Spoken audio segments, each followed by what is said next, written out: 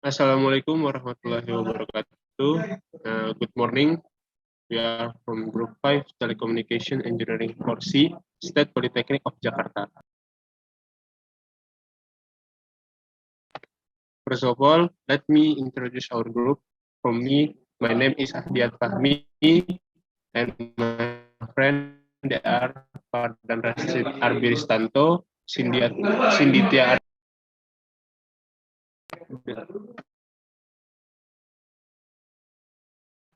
The objective of our presentation, the first is describe the basic cell planning concept, and the second is describe the cell planning process.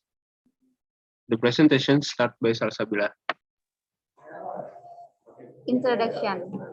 Cell planning can be described as all the activities involved in 1. Selecting the site for radio equipment. 2. Selecting the radio equipment. 3. Configuring the radio equipment.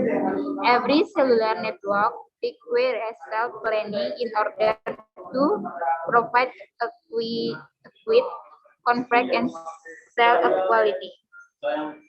Cell.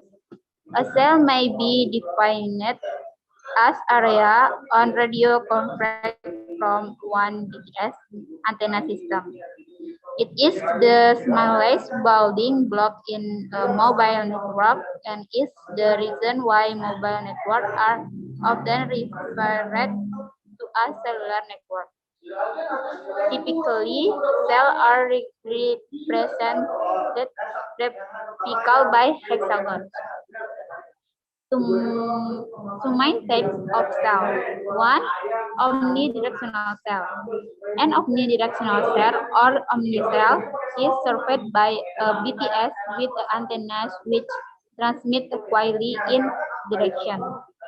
2. Sector cell. A sector cell in the area of coverage from antenna which transmit in a given direction only. For example, this may be equal to 120 degrees or 118 degrees of an equivalent omnidirectional cell. 1 BTS can service one of these sector cells with a selection of BTS at a site serving more than one. Loading to transect of 2 sector sites and more commonly 3 sector sites. Cell planning process. 1. System planning, implementation, system design, surface, nominal cell plan, and last, start traffic and coverage analysis.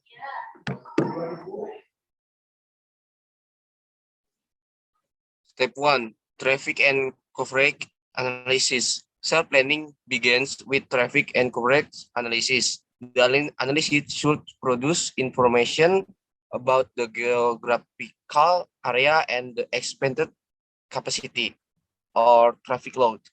The types of data collected are cost, capacity, coverage, grade of service, or GOS, available frequencies, speed quality, system growth, capability.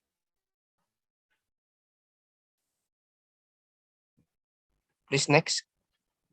The basis for all cell planning is the traffic demand. E.A. How many subscribers use the network and how much traffic they generate.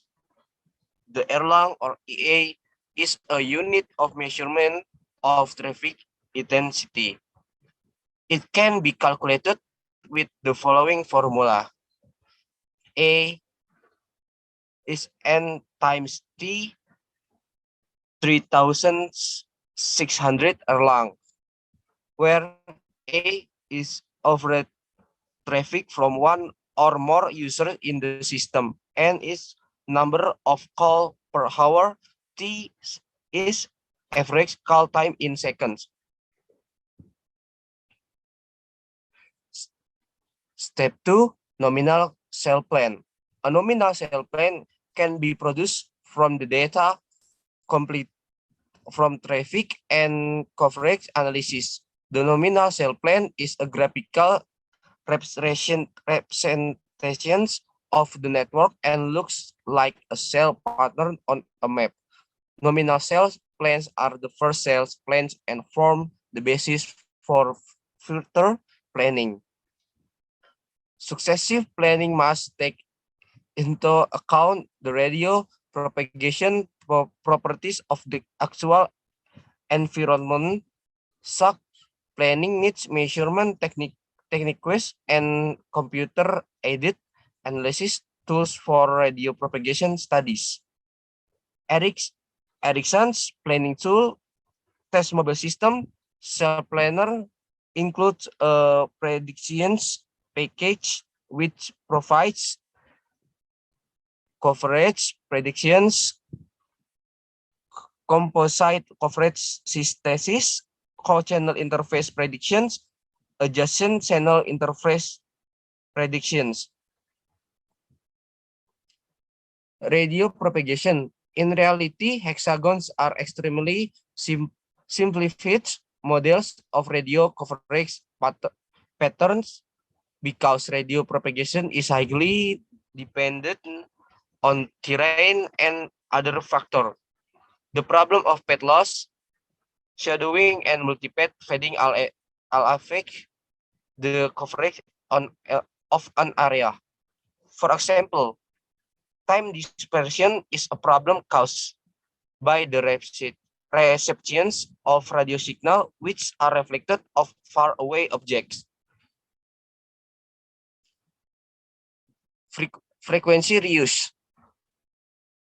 Modern cellular networks are planned using the technique of frequency reuse. Within a cellular network, the number of calls that the network can support is limited by the amount of radio frequencies allocated to that network. Frequency reuse means that two radio channels within the same network can use exactly the same pair of frequencies, provided that there is a sufficient geographical distance or the frequency reuse distance between them so they will not interfere with each other.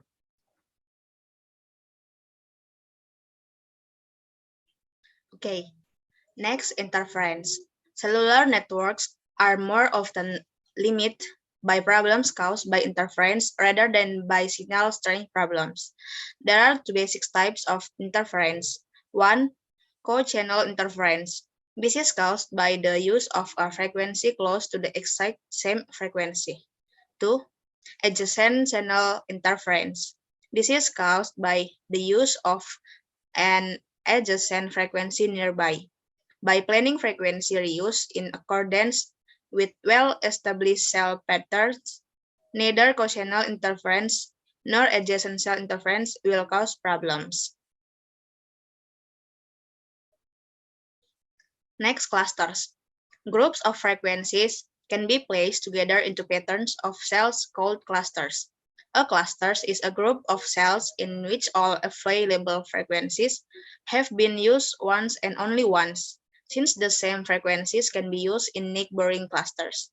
Interference may become a problem. Therefore, the frequency reuse distance must be kept as large as possible. However, to maximize capacity, the frequency reuse distance should be kept as low as possible. Step 3. Survey.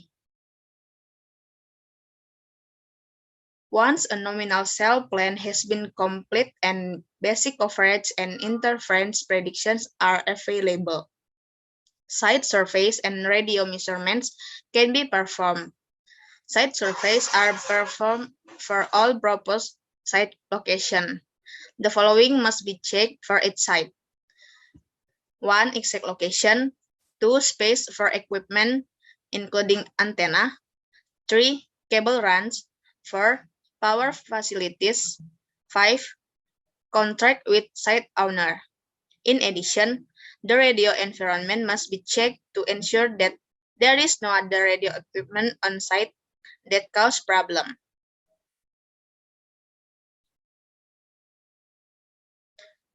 Radio measurement. Radio measurements are performed to adjust the parameters used in the planning tool to reality. That is, adjustments are made to meet the specific site claim and terrain requirements. For example, parameters used in a cold climate will differ from those used in a tropical climate.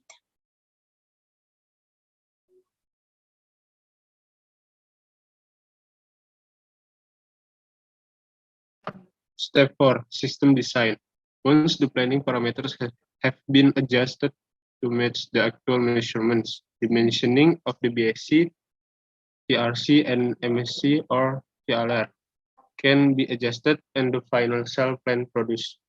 As the name implies, this plan can then be used for system installation. New coverage and interference prediction are run at this stage, resulting in cell design data or CDD, documents containing cell parameters for each cell.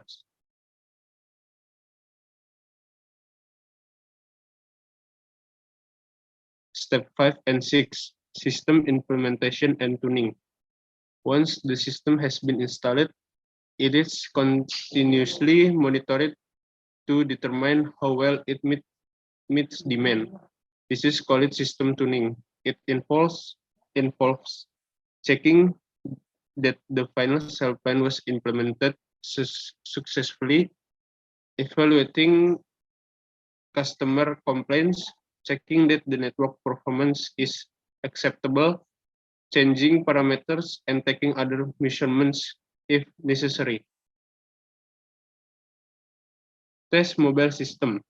Test mobile system is a testing tool used to read and control the information sent over the air interference between the BTS and the MS. It can be used for radio coverage measurements. In addition, TEMS can be used both for field measurements and post-processing. TEMS consists of an MS with special software, a portable personal computer, and optionally a global positioning system or GPS receiver.